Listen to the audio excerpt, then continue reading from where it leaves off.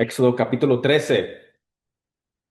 La semana pasada habíamos hablado de Éxodo capítulo 12, cómo el Señor mandó a los israelitas a celebrar la Pascua. La Pascua del Antiguo Testamento viene siendo el sacrificio del cordero.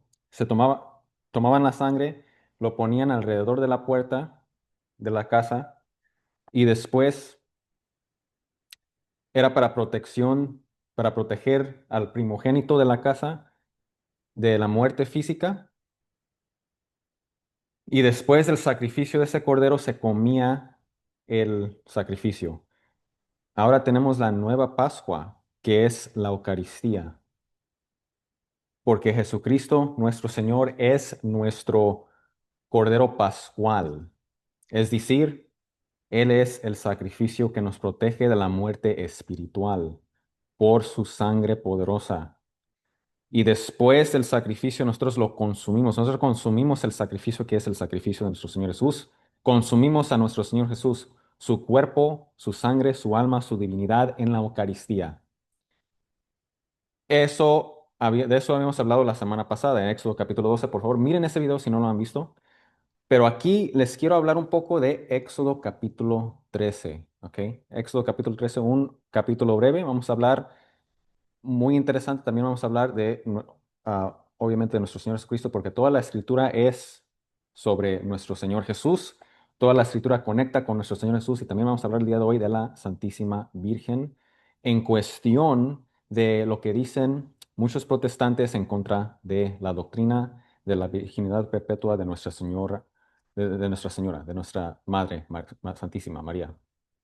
Empezamos aquí en el verso número 1, dice, entonces el Señor habló a Moisés y le dijo, conságrame, eso quiere decir santifícame, ¿ok? Todo primogénito, conságrame, consagrar, santificar, quiere decir apartar. Van a ser apartados para un propósito relacionado con el Señor. ¿Qué es lo que es? Conságrame todo primogénito, el primer nacido de toda matriz entre los israelitas, tanto de hombre como de animal, me pertenece, dice, le dijo el Señor a Moisés. Muy importante esta idea en el Antiguo Testamento sobre de eso de la idea del primogénito. ¿Qué es el primogénito? El primogénito de la familia es el primer nacido, el macho, ¿sí? Primer nacido. ¿Por qué era tan importante en estos tiempos del Antiguo Testamento? Porque había mucho simbolismo conectado con el primogénito y también muchas prácticas, costumbres relacionadas con esto del primogénito. El primogénito, ¿ok? En el Antiguo Testamento es el hijo al que se le daba preeminencia sobre sus hermanos. Representaba a su padre cuando su padre no estaba presente. Recibía herencia de tierra por encima de los otros hermanos, doble porción, ¿ok? Y simbolizaba la fuerza de la familia, simbolizaba la fuerza de la familia. Ahora, todo esto conecta con nuestro Señor Jesús. El primogénito del Padre es nuestro Señor Jesucristo, ¿sí? Esto lo dice las Sagradas Escrituras. Y ahorita le voy a mostrar el texto, ¿ok? Jesucristo es el primogénito del Padre porque Él tiene preeminencia sobre sus hermanos, es decir, nosotros, Él es nuestro hermano mayor. También nuestro Señor Jesús representa al Padre. Ahora, el Padre siempre está presente, ¿verdad? Él es omnipresente, pero el Hijo representa a su Padre. ¿Cómo sabemos? Si se acuerdan, en el Evangelio de San Juan, ¿qué es lo que le dice San Felipe a nuestro Señor Jesucristo? Le dice a nuestro Señor Jesucristo que les muestre el Padre. Muéstranos el Padre. Y con eso estamos satisfechos. ¿Y qué les dice Jesús? Les dice, Felipe, has estado tanto tiempo conmigo y no te has dado cuenta que el Padre está en mí y yo estoy en el Padre. Viéndome a mí, ves el Padre. ¿Eso qué quiere decir? Que Jesucristo, viéndolo a Él, es como ver a su Padre. Es como cuando una persona se parece a su Padre, actúa igualito que su Padre. ¿Qué vas a decir? Oh, viéndolo a Él, vemos a su Padre, ¿verdad? Entonces Jesucristo representa a su Padre porque Él es el Hijo de Dios. Y cuando vino nuestro Señor Jesucristo, cuando vino nuestro Señor Jesucristo a la tierra, Él hizo la voluntad del Padre perfectamente bien y, y Él representa a su Padre porque viéndolo a Él es como ver al Padre. También recibe herencia por encima de todos los demás, ¿sí? Porque dice Jesucristo nuestro Señor en Mateo capítulo 28, toda autoridad en los cielos y en la tierra me ha dado a mí. Él recibe toda la herencia. Él recibe de todos nosotros. El primogénito simbolizaba la fuerza de la familia y la cabeza de la familia es el padre y por lo tanto el primogénito representaba la fuerza del padre. ¿Ok? Y también, pues recuerden, el primogénito también simbolizaba la fuerza de la familia. La cabeza de la familia es el padre. Entonces, el hijo primogénito representaba, simbolizaba la fuerza del padre. Entonces, nuestro Señor Jesús representa la fuerza del Padre y por eso se le llama a él el poder de Dios. Primero de Corintios 1:24 nos dice que Jesús es el poder de Dios y él es Dios todopoderoso, ¿verdad? Entonces, ahora hemos visto cómo esta idea del primogénito representa a nuestro Señor Jesucristo y esto nos lo dice la Sagrada Escritura. Entonces, Jesucristo es el primogénito del Padre. ¿Por qué? Porque debido a que Él tiene preeminencia sobre sus hermanos, debido a que Él tiene preeminencia sobre sus hermanos y hermanas, nosotros, Él asumió la carne humana en su encarnación hace 2000 años y representó a su Padre ante o en medio de los humanos. Él recibió su herencia, toda la creación, ya que Él es el creador de todo esto, ¿verdad? Jesucristo creó todo esto. Esta es su herencia, ¿sí? Y Él es el poder de Dios. Como está escrito en 1 Corintios 1:24, Él, nuestro Señor Jesucristo representa la fuerza del Padre, ¿verdad? ¿Por qué? Porque Él es el poder de Dios, ¿ok? Él es el Hijo primogénito. Y esto nos lo dice San Pablo, el apóstol. Miren lo que está escrito aquí en Colosenses capítulo 1, versos 15 y 16. Colosenses capítulo 1 versos 15 y 16. Estos versículos son muy importantes de saber porque los testigos de Jehová, de hecho, usan estos versículos para decir que Jesucristo no es Dios, pero obviamente nosotros no creemos eso, nosotros creemos que Jesucristo es Dios Todopoderoso, con el Padre, con el Espíritu Santo. Santísima Trinidad, tres divinas personas, un solo Dios. Jesucristo es Dios Todopoderoso, Él es el Hijo de Dios y por lo tanto es Dios Todopoderoso. Y aquí esto es lo que dice San Pablo, Colosenses capítulo 1, versos 15 y 16. Él, es decir, Jesús, es la imagen del Dios invisible. ¿Ok? El primogénito sobre toda la creación. ¿Ok? Y entonces ahí está la confirmación. Y ahora los testigos de Jehová dicen, muchos de ellos dicen, el primogénito, eso quiere decir que fue creado porque si tenemos un padre, tenemos un hijo. El primogénito obviamente va a tener menos edad que el padre estaba primero. Esto quiere decir que si Jesucristo es el primogénito del Padre, ¿qué no quiere decir que Jesucristo fue creado después del Padre? Es decir, que Él no es Dios. Ellos dicen, el único que es Dios es el Padre, Dios Padre. El Hijo no es Dios, el Hijo de Dios no es Dios, porque Él es el primogénito, Él vino después. Como en la familia, si tenemos el Padre y luego tenemos el primogénito vino después. Esto es incorrecto por dos razones. En primer lugar, Dios Padre es Padre por siempre. Él es el Padre eterno, hermanos. Pero si Él es Padre eterno, ¿esto qué quiere decir? Que siempre existía el Hijo. Porque para ser padre tienes que tener hijo. Tienes que tener hijo físico, ¿verdad? Biológico o un hijo espiritual como los sacerdotes o un hijo adoptado, etcétera, ¿verdad? Ahí es cuando un hombre se vuelve padre. Entonces la palabra padre indica que hay otra persona que es el hijo. Entonces, si Dios Padre es Padre por siempre, desde el principio, si Dios siempre era Padre, esto nos dice que siempre existía también el Hijo, entonces, para que Él sea Padre eterno. Aquí el verso 16 dice, porque por medio de Él fueron creadas todas las cosas. ¿Por medio de quién? Por medio de Jesús fueron creadas todas las cosas en el cielo y en la tierra, visibles e invisibles, sean tronos, poderes, principados o autoridades. Todo ha sido creado por medio de Él y para Él. Entonces, Él fue quien creó todo esto y todo esto es su herencia y Él tiene poder, como dice en Mateo capítulo 28, Jesús dice, todo el poder en los cielos y en la tierra se me ha dado a mí. O sea que Jesús, Él es el primogénito del Padre. ¿Por qué? No porque fue creado después del Padre, no.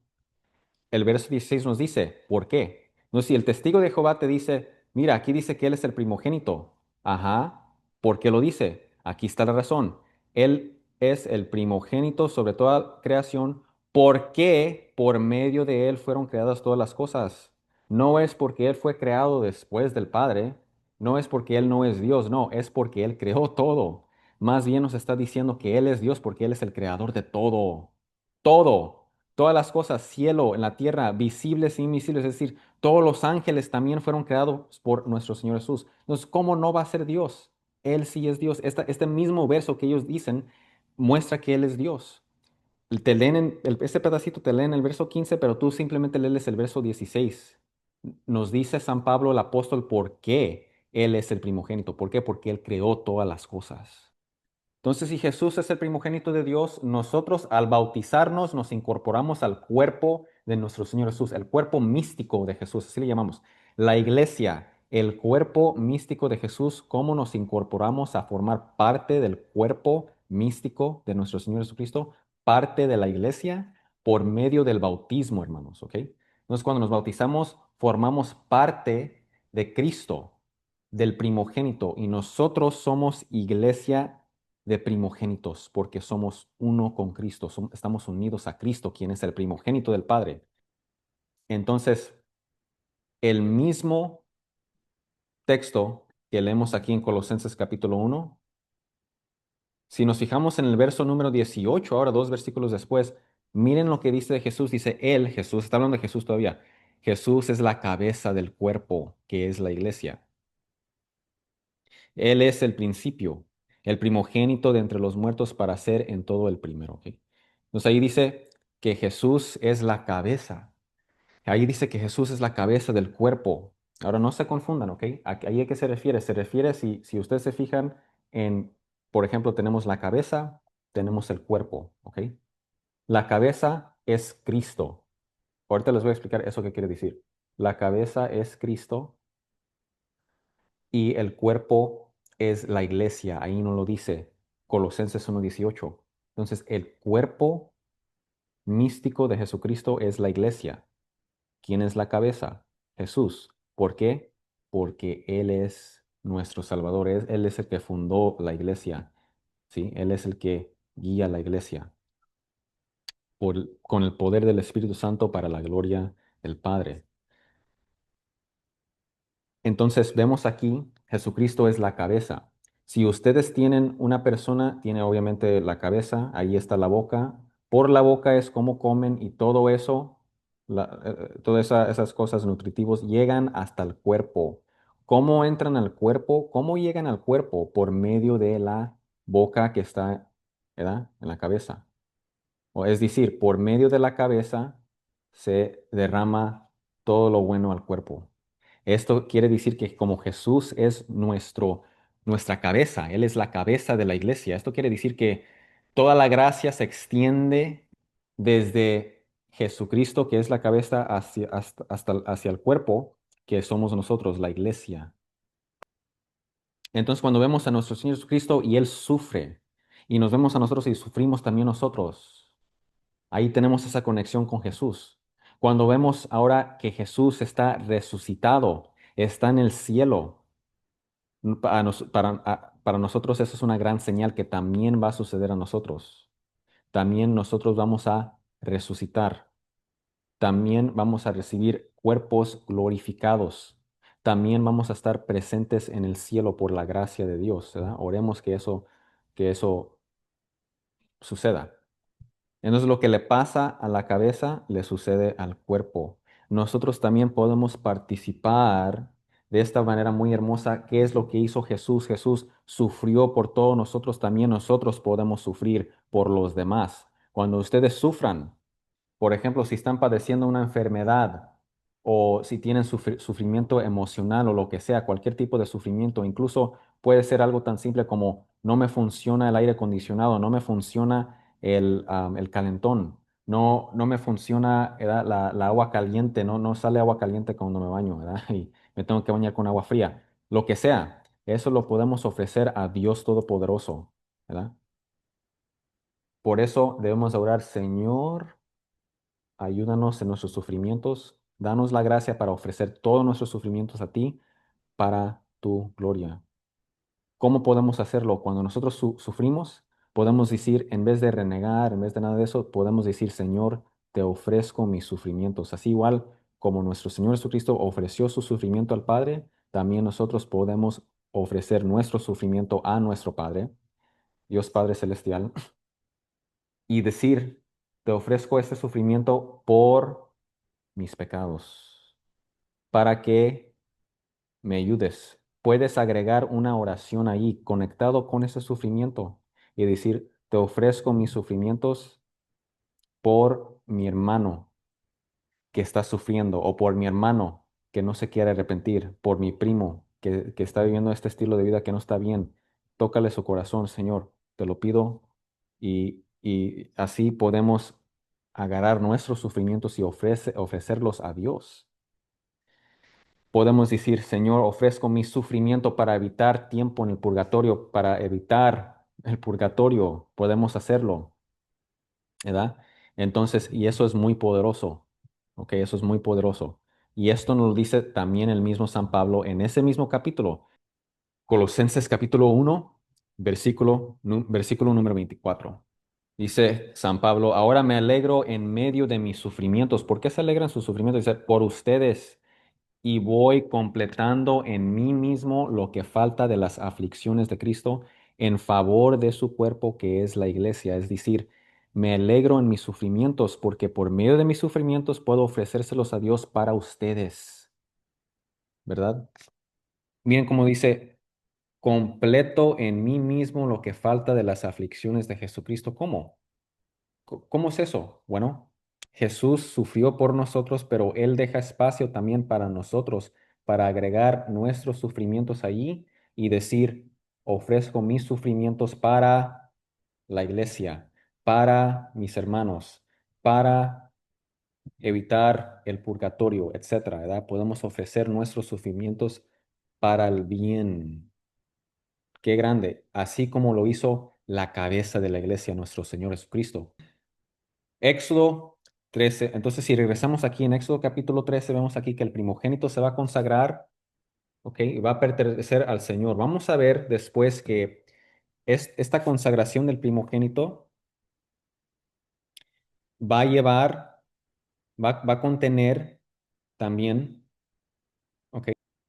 Ser apartado para servicio divino. Pero después vamos a ver que esto se le va a dar a el tribu de Leví, al tribu de Leví. Después vamos a leer más sobre eso, ¿ok? Vamos a hablar de eso en detalle. Verso número 3, y Moisés dijo al pueblo, acuérdense de este día en que salieron de Egipto, de la casa de esclavitud, pues el Señor los ha sacado de este lugar con mano poderosa. No comerán en él nada leudado. Si se acuerdan, deben de evitar la levadura en este tiempo, como hemos leído en Éxodo capítulo 12, como habíamos leído ahí. Van a salir hoy en el mes de Aviv. Ese es el primer mes del calendario hebreo, del calendario que usaban. Y será que cuando el Señor te lleva a la tierra del cananeo, del hitita, del amorreo, del heveo y del jebuseo, la cual juró a tus padres que te daría, tierra que emana leche y miel, celebrarás esta ceremonia en este mes. Entonces recuerden, Dios va a sacar a esos pueblos debido al pecado. Y eso está escrito en Levítico capítulo 18, todos los pecados que ellos cometían y cómo el Señor Dios le dijo también a los israelitas, miren, ustedes no crean que pueden hacer lo mismo, porque si ustedes hacen lo que hacían los cananeos y los hititas y los amorreos y los heveos y los jebuseos, les di mucho tiempo para que se arrepintieran, no se arrepintieron, los tuve que sacar de esta tierra, la tierra de Canaán. Bueno, si ustedes hacen lo mismo, también a ustedes los voy a castigar. ¿ok? Verso número 6 dice, por 7 días comerás pan sin levadura y en el séptimo día habrá fiesta solemne al Señor. Se comerá pan sin levadura durante los 7 días. Nada leudado se verá contigo, ni levadura alguna se verá en todo tu territorio, ¿verdad? ¿Por qué? Porque no lo deben de comer, entonces no lo tengas a tu alrededor. Esto simboliza evitar la ocasión de pecar, ¿ok? Si hay una situación, tienes que ver, tienes que evitar esa situación para que no caigas en pecado. Eso se llama evitar la ocasión de pecado, ¿ok? Lo harás saber a tu hijo en aquel día diciendo, esto es con motivo de lo que el Señor hizo por mí cuando salí de Egipto. Entonces, Moisés está diciendo al pueblo, ustedes van a dar la explicación por qué hacemos lo que hacemos. Esto es una enseñanza muy grande para nosotros. Nosotros debemos de estar siempre listos para explicar a nuestros hijos por qué hacemos lo que hacemos, por qué hacemos esto, por qué hacemos esto otro, ¿verdad? Si no sabemos alguna cosa, podemos averiguar, podemos investigar para poder explicarle a los demás, especialmente a nuestros hijos, porque nosotros somos sus guías, ¿me entienden? Entonces hay muchas personas que dicen, bueno, yo rezo el rosario con mis hijos, los llevo a misa cada fin de semana, cada domingo vamos a misa. Ok, pero eso no es suficiente si es nada más eso, porque si le preguntan a esos hijos, a tus hijos, ¿por qué son católicos? ¿Por qué hacen esto? No van a saber la respuesta. Y por eso debemos de investigar, ¿verdad? Entre más buscamos qué es lo que dice nuestro Señor Jesús, busca y lo encontrarás, ¿verdad? Vamos, por favor, debemos de orar para que el Señor nos guíe y para que nos dé sabiduría porque no es simplemente, ok, le enseño a mis hijos, pongo a mis hijos todos los días a rezar el rosario, los llevo a misa y ya, es todo, ¿no? Porque ¿qué pasa cuando ellos se salgan de tu casa? ¿Qué pasa cuando se muevan a otro lugar? ¿Van a seguir yendo a misa? ¿Van a seguir rezando el rosario? A lo mejor, pero también a lo mejor no. Y muchas de las veces la respuesta es no, porque no entendieron el significado, no saben la importancia. Y por eso ustedes que van escuchando aquí ahorita, muy bueno, muy bien, qué bueno, porque ¿saben por qué? Porque eso quiere decir que ustedes buscan la verdad. Eso quiere decir que ustedes están tomando los pasos correctos. Ahora es simplemente cuestión de compartir, ¿verdad? Compartir la verdad, especialmente con nuestros hijos, porque tenemos responsabilidad sobre ellos. Ahora, algunos quizás están pensando, yo no, yo me equivoqué en no inculcarle a mis hijos estas cosas o de no haber llevarlos a que reciban sus sacramentos o lo que sea, ¿verdad? Nunca los enseñé cómo rezar y nada de eso. No hay necesidad de perder la fe porque Dios está en control y simplemente cuando nosotros damos nuestras preocupaciones al Señor, Él se encarga. Obviamente nosotros podemos hacer lo que podemos pero todo lo demás, el resto, Dios se encarga. Pueden comenzar a orar por sus hijos alejados de Dios. Pueden ofrecer su sufrimiento al Señor. De esta manera, ¿ok? Cuando ustedes estén sufriendo, quizás debido a una enfermedad o están sufriendo dolores emocionales o lo que sea, o quizás no le funciona, como había mencionado anteriormente, no les funciona el aire acondicionado en la casa, no les funciona el calentón y ahí están en la casa sufriendo. O se están bañando con agua fría. O incluso lo que pueden hacer es pueden ayunar. Pueden ayunar y estas cosas, estos sacrificios, este sufrimiento lo pueden ofrecer al Señor y decir, ofrezco mi sufrimiento, ofrezco mi sacrificio para que toques el corazón de mis hijos. Y así. Y nosotros podemos entrar en esta situación con fe, ¿verdad? No perder la fe y decir, bueno, ya es demasiado tarde. Siempre hay manera y uno puede buscar la manera de poder hablar con sus hijos de estas cosas o, ¿verdad? Y así para que tomen pasos para adelante. Al fin del día, ¿verdad? Es decisión de ellos, entonces no podemos controlar las decisiones que hacen otras personas, pero sí podemos cambiar nuestra manera de pensar. Y al hacer eso, causa cambios en nuestras acciones y puede causar cambios en las mentalidades y acciones de otras personas también, ¿verdad? Por eso siempre, ¿verdad? Oren, oren por sus hijos, ofrezcan sacrificios por sus hijos. Ahora si seguimos verso número 9 dice, y te será como una señal en tu mano y como un recordatorio en tu frente para que la ley del Señor esté en tu boca, porque con mano fuerte te sacó el Señor de Egipto. Entonces, todo esto es como recordatorio, tienen estos recordatorios constantes ellos para recordarles quiénes son, quién es Dios, y así pueden mantener su relación con Dios bien. Por eso también nosotros, ¿verdad? Debemos de tener estos recordatorios.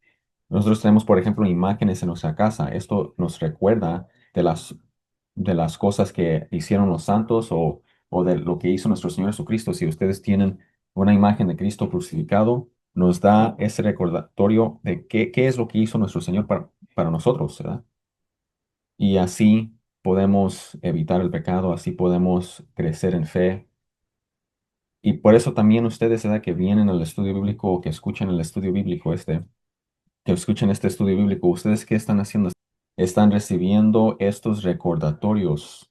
¿Quién soy yo? ¿Quién es Dios? Y así podemos aumentar nuestra fe y mantenernos firmes en nuestra fe. Entonces es muy bueno lo que ustedes están haciendo. Es algo muy grande. Entonces Moisés les está diciendo a tus hijos, a tus descendientes, les vas a explicar lo que Dios hizo, cómo Dios te sacó de esclavitud en Egipto, y eso es lo que debemos de hacer nosotros también.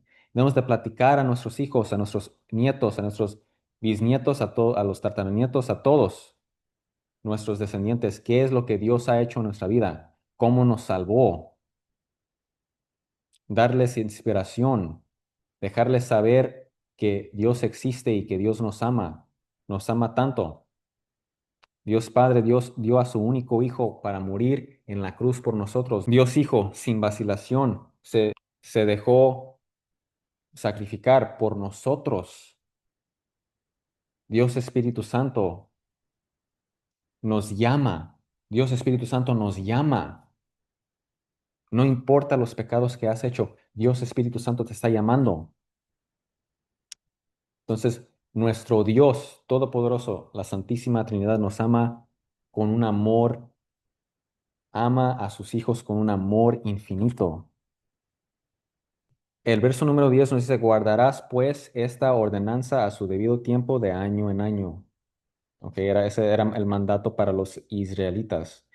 Y cuando el Señor te lleve a la tierra del cananeo, como te juró a ti y a tus padres, y te la dé, dedicarás al Señor todo primer nacido de la matriz. También todo primer nacido del ganado que poseas. Los machos pertenecen al Señor. Pues van a hacer lo mismo con los animales. Pero todo primer nacido de asno lo redimirás con un cordero, pero si no lo redimes, quebrarás su cuello. ¿Qué quiere decir? Esto quiere decir cómo ofrecían el primer nacido a Dios, la manera que se ofrecía a Dios el primer nacido, todo primogénito de hombre de entre tus hijos lo redimirás. Entonces, ¿esto qué quiere decir? Esto quiere decir que Dios Todopoderoso le está pidiendo a Moisés que le diga al pueblo, van a consagrar también el primer nacido del ganado, el primer nacido de tus animales. Me lo van a ofrecer a mí, pero lo van a ofrecer de una manera diferente a la manera que se ofrece un hijo. La manera que van a ofrecer esos animales es, van a sacrificar el primer nacido y así van a ofrecerlo a mí.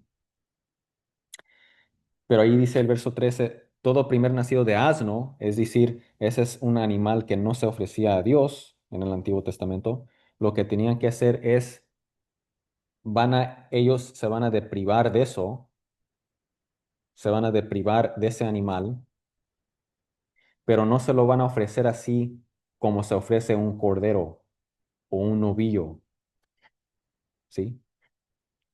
Van a matar ese animal, pero no va a ser de manera ofreciéndolo como se ofrece a corderos o novillos, ¿verdad? Etcétera. Esos animales sí se ofrecían como sacrificio a Dios, pero asnos no, ¿ok? Entonces ellos se deprivaban del primero como símbolo que todo esto pertenece a Dios, como símbolo de sacrificio, porque ya no van a poder usar ese asno, ya no van a poder usar tampoco el primer nacido del novillo, de las vacas que tienen o de las ovejas que tienen, ¿verdad? Pero en cuanto aquí dice, todo primogénito de hombre de entre tus hijos lo redimirás. Eso quiere decir que en cuestión de los seres humanos, jamás, jamás debes de sacrificarlos, así como se sacrificaba un animal. Si no, tienes que ofrecer, tienes que ofrecer un animal. Eso quiere decir lo redimirás. Pero ¿esto qué significa? Tiene un simbolismo espiritual. Quiere decir que mi primer nacido fue, fue salvado, ¿sí? Es decir, no murió físicamente. Cuando estaba en Egipto, estaba a punto de salirme con mi familia de la esclavitud en Egipto y Dios tuvo compasión de mí. Me dijo, sacrifica este cordero, toma la sangre, pon la sangre alrededor de la puerta de tu casa y así se salvará tu hijo primogénito. Entonces, esto, cada vez que se consagraba al hijo primogénito, sacrificaban un cordero como simbolismo, representación de lo que sucedió en Egipto con la 10ª plaga. Y el verso 16 dice, será pues como una señal en tu mano y como insignias en tus ojos, porque con mano fuerte nos sacó el Señor de Egipto. Entonces esto es un recordatorio, ¿sí? Un recordatorio constante de la obra redentora que hizo Dios con el pueblo de Israel. Entonces, esta consagración, una de las cosas que iban a recibir estas personas en Éxodo capítulo 13, estos primogénitos, después se las da a la tribu de Leví. Ok, por eso aquí escribí estos, al principio iban a ser consagrados para el servicio divino, pero vamos a ver que después en Números capítulo 3, que será dado a la tribu de Leví. Entonces después vamos a hablar más sobre eso en más detalle, pero también quiero que sepan que esta consagración fue una imagen de la consagración de todo el lote, ¿ok? Entonces, así como consagran el primogénito, eso era símbolo de la consagración a Dios que reciben todos los demás, porque todos los demás hermanos también, ¿verdad? Pertenecen al Señor, aunque esta consagración es algo especial para el primogénito, ¿verdad? Simboliza, es una imagen de la consagración de todo el lote. De igual manera, entonces, la gracia se extiende de Jesús a nosotros, de la cabeza al cuerpo. Jesús, Él es el primogénito de Dios, nosotros sus hermanos, y cuando lo llamamos primogénito de Dios, eso es una imagen de la consagración de todo el lote, es decir, de todos nosotros también. Y de hecho, algo muy grande sucede aquí, que, y eso es que, ¿verdad? Nosotros, como su iglesia, como vemos aquí, La, gra- la gracia se extiende de Jesús, la cabeza, a nosotros, el cuerpo. Y por eso Él murió, resucitó y está en el cielo también nosotros estando en Cristo. Después de morir vamos a resucitar. Después de morir vamos a estar en el cielo y vamos a resucitar a la vida. ¿Ok? Entonces eso es símbolo, lo que hace Jesús lo que hace Jesús, eso también pertenece a nosotros. Cuando Jesús sufre y ofrece todo eso al Padre, también nosotros cuando sufrimos debemos de ofrecerlo todo al Padre. Jesús resucitó, también un día nosotros resucitaremos. Jesús está presente con el Padre, nosotros estaremos presentes en el cielo con el Padre. Jesús fue presentado en el templo como el primogénito. Él recibió esta consagración que vemos aquí en Éxodo capítulo 13, está escrito en Lucas capítulo 2. Ven aquí Lucas capítulo 2 versos 22 al 23. Dice, asimismo, cuando se cumplió el tiempo en que, según la ley de Moisés, ellos debían purificarse, José y María llevaron al niño, es decir, a Jesús, a Jerusalén para presentarlo al Señor. Así cumplieron con lo que en la ley del Señor está escrito. Todo varón primogénito será consagrado al Señor. Eso está en Éxodo capítulo 13, ¿verdad? Esto se lo hicieron a Jesús. Ahora, ¿por qué se lo hicieron a Jesús? La razón es porque nos dice San Pablo en la carta a los Gálatas, en el Nuevo Testamento, en esta carta está escrito que Jesús nació bajo la ley. Él nació bajo la ley de Moisés. Ahora, nosotros como cristianos no estamos bajo la ley de Moisés, pero Jesús nació bajo la ley de Moisés para cumplir la ley de Moisés, para levantar la ley de Moisés de los hombros de las personas que nacieron bajo la ley de Moisés. Por eso ahora que vino Jesús, nadie tiene que cumplir la ley de Moisés. ¿Entienden? Entonces, cuando vino Jesús, nació bajo la ley y por eso eso que está escrito en Éxodo capítulo 13, él recibió esa consagración que vemos en Éxodo capítulo 13. Fue presentado en el templo, hermanos, ¿ok? Y ahora, algo muy interesante que debemos de hablar. En este mismo capítulo, Lucas capítulo 2, vemos que dice, así que dio a luz a su hijo primogénito, es decir, está hablando de María y está hablando de Jesús. Jesús nació de nuestra madre, la Santísima Virgen. Así que dio a luz a su hijo primogénito, lo envolvió en pañales y lo acostó en un pesebre, porque no había lugar para ellos en la posada. Entonces aquí menciona el nacimiento de Jesús y dice que es el hijo primogénito. Ahora hay muchos protestantes que dicen, ajá, esto muestra que María no fue virgen perpetua. Nosotros decimos que ella fue virgen por siempre. Cuando tuvo a Jesús, mantenió su virginidad. Ese es el milagro, ¿sí? El nacimiento virginal de nuestro Señor Jesús. Nació de una virgen, ¿ok? Y nació de una virgen y mantuvo su virginidad, ¿no? Entonces concebió y dio a luz a su hijo y mantuvo su virginidad, ¿ok? Y después no tuvo más hijos, pero muchos protestantes dicen que María Santísima sí tuvo más hijos.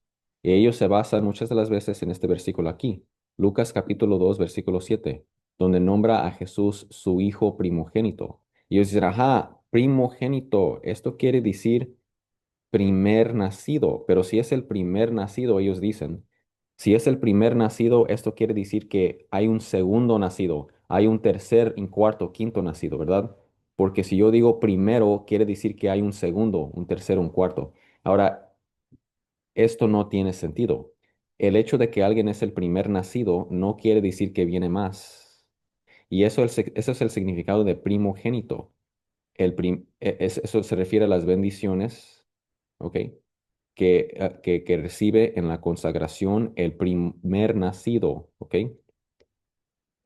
Pero primer nacido, venga más o no venga más. Entonces, primogénito, el primogénito era el primer nacido, venga más o no venga más. Así se llamaba primogénito. Entonces, Jesús, siendo el único hijo de la Santísima Virgen, se puede nombrar a un primogénito, venga más o no venga más, hermanos. Por eso, vamos a ver de nuevo Éxodo capítulo 13, qué es lo que dice. Conságrame, ¿qué dice el versículo 2? Muéstrenles, Éxodo 13:2 dice, conságrame todo primogénito. Entonces el primer nacido va a ser consagrado al Señor. Ok, ¿qué tal si la persona no tiene más hijos? ¿Deja de ser primogénito? Obviamente que no. No va a decir, oh Señor, yo te consagré a mi primogénito, pero ¿sabes qué? Mi esposa falleció, ya estoy viejo y no me voy a volver a casar, ya no voy a tener más hijos, tuve nada más un solo hijo. Dios, mi Dios, ese hijo primogénito mío ya no es mi hijo primogénito porque no tiene más hermanos. No, obviamente que no, no tiene sentido eso. Cuando Dios le dijo a Moisés, conságrame a cada primogénito, Moisés no dijo, vamos a esperar hasta que nazcan más para que sea el primogénito. No, el primogénito es el primer nacido, venga más o no venga más. Si nace un niño, ese es el primogénito, conságrenlo al Señor. Moisés no va a decir, vamos a esperar hasta que nazca otro para que sea el primogénito. No, porque no depende si nace más o no. Depende si es el primer nacido, venga más o no venga más. Entonces ese es el significado de primogénito. Entonces no es prueba de que María Santísima tuvo más hijos. Por favor, ah, vean por favor mi video sobre la Santísima Virgen, las doctrinas que creemos sobre la Santísima Virgen. Ahí menciono las pruebas de que ella es Virgen perpetua. Está en el canal, métanse al canal, vayan a la sección donde dice temas y a la sección que dice lista o listas de reproducción o playlist, si tienen las configuraciones en inglés. Y está ahí una lista de reproducción que se llama temas. Si se meten allí en esa lista de temas, ahí van a encontrar el video sobre la Santísima Virgen. Allí explico, doy pruebas de que que la Santísima Virgen es Virgen perpetua, hermanos, ¿ok? Pero si vemos aquí en Isaías capítulo 7, versículo 14, y antes de mencionarles esto, les quiero mencionar una cosa. Hay unos que dicen, mira, la Virgen María, cuando dio a luz a Jesús, ya no era virgen. Y eso es una mentira muy grande. El milagro es que María concebió y dio a luz a su hijo y mantuvo su virginidad. Ese es el grande milagro que hizo Dios hace 2000 años. Y hay unos que dudan de esto y dicen que no, y hasta tratan de usar la Biblia, ¿verdad? Pero los que dudan de eso es falta de fe en Dios, porque Dios lo puede hacer. Y hay unos que hasta tratan de usar la Biblia. Dicen, mira, aquí en la Biblia dice que no fue virgen después, porque lo que ellos se basan es en el hecho de que si se fijan en, si se fijan en algunas Biblias, va a decir todo varón que abre la matriz. Entonces ellos dicen, mira, aquí dice el que abra la matriz, ese es el primogénito. Jesús es el primogénito de la Santísima Virgen, por lo tanto, cuando dice que se abrió el primer, por lo tanto, en el libro de Éxodo, cuando dice todo el que abra la matriz, ¿verdad? Se refiere al hecho de que María Santísima ya no fue virgen después del nacimiento de Jesús. Pero esta es una mentira. En primer lugar, en el hebreo, la palabra que se usó literalmente, ahí donde dice abre la matriz, se refiere al primer nacido simplemente, hermanos. Entonces, el énfasis es en que es el primer nacido. En otras palabras, si ustedes leen Éxodo capítulo 13 en el hebreo, esa frase simplemente significa que es el primer nacido, es todo. Es como cuando alguien dice, está lloviendo perros y gatos. No es que literalmente está lloviendo perros y gatos, sino el énfasis o el enfoque es en que está lloviendo muy recio, mucha agua está cayendo. De igual modo, acá cuando leemos que Jesús es el primogénito, y si ustedes abren la Biblia y en su Biblia dice que el que abra la matriz, ¿sí? Todo el que abra la matriz será consagrado al Señor. No es que María dejó de ser virgen después de que nació Jesús, no, sino que es una frase que simplemente quiere decir que Jesús es el primer nacido. Por eso, si vemos en el Antiguo Testamento, hay una profecía del nacimiento de nuestro Señor Jesús. Hay una profecía que está en el Antiguo Testamento, el libro del profeta Isaías, 700 años antes del nacimiento de nuestro Señor Jesús. 700 años antes del nacimiento de nuestro Señor Jesús. Aquí el profeta Isaías, en Isaías capítulo 7, verso 14, menciona que en el futuro va a nacer el Mesías de una virgen. Aquí está verso 14. Dice, el Señor mismo les dará una señal. La Virgen concebirá y dará a luz un hijo y lo llamará Emmanuel. Emmanuel quiere decir Dios con nosotros. Entonces, este que van a nacer es Dios con nosotros, ¿ok? Ese es el significado de este verso, que Jesús es Dios con nosotros. Él es Dios encarnado. Y si leemos Mateo capítulo 1, versículos 22 al 23, aquí el apóstol San Mateo aplica este verso a Jesús. Nos dice que este verso es sobre Jesús. Sí lo es. ¿Ok? Todo esto sucedió cuando habla de cómo Jesús nació aquí en Mateo capítulo 1, menciona esto, cuando dice que la Virgen concebió a nuestro Señor Jesús por el poder del Espíritu Santo. Después de mencionar esto, dice, todo esto sucedió para que se cumpliera lo que el Señor había dicho por medio del profeta.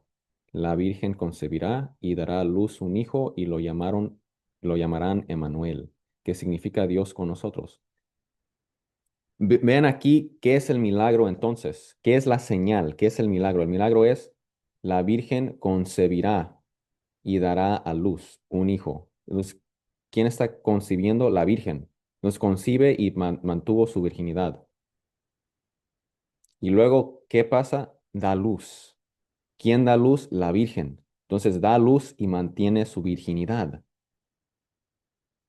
Entonces aquí está, ¿qué es el milagro? El milagro es, no solamente va a concebir la Virgen, sino concebirá y dará luz. Ese es el milagro, que va a concebir, va a dar luz y sobre todo, a través de todo el proceso, va a mantener su virginidad. Entonces ahí está claro con la Biblia. En el Antiguo Testamento hay otra profecía sobre el nacimiento de nuestro Señor Jesús. Aquí vemos que cuando la Virgen tuvo a nuestro Señor Jesús, era como luz atravesando vidrio.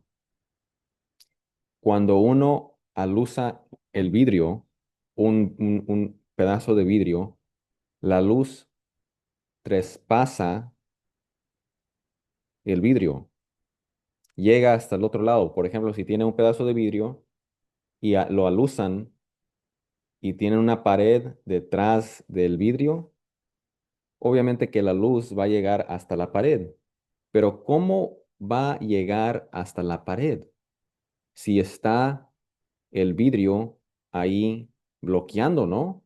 No lo puede bloquear porque la luz atraviesa esa, ese pedazo de vidrio para llegar hasta la pared, hermanos, ¿verdad? Entonces, la luz no pasa pasa al otro lado del vidrio sin hacerle daño al vidrio, sin que el vidrio se quiebre. Y así, de esa manera es como nació nuestro Señor Jesús de la Virgen María. Y así mantuvo su virginidad, la Santísima Virgen. Era como luz pasando por vidrio. Y aquí está la profecía que especifica ese hecho. Isaías capítulo 66, verso 7.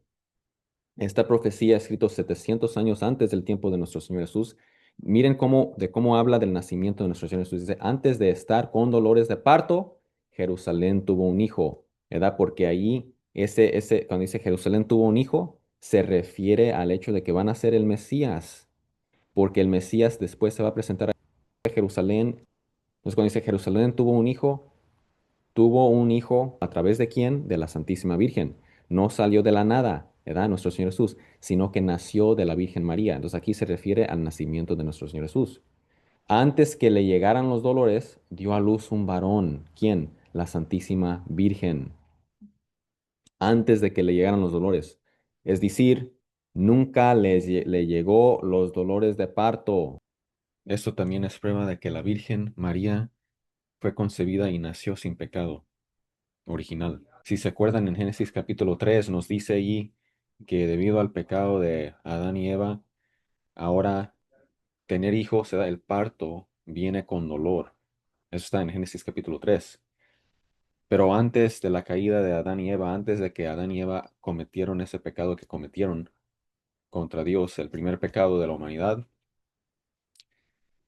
antes de eso no había dolor en el parto, no había dolores de parto. Entonces el hecho de que la Santísima Virgen no padeció esos dolores de parto quiere decir, esto es prueba que ella fue concebida sin pecado original y por eso nosotros decimos la Santísima Virgen fue concebida sin pecado original. Esa es una de nuestras doctrinas de la Iglesia Católica que debe de creer todo católico, que ella, eso se llama la doctrina de la Inmaculada Concepción. Ella fue concebida sin pecado original, nació sin pecado original.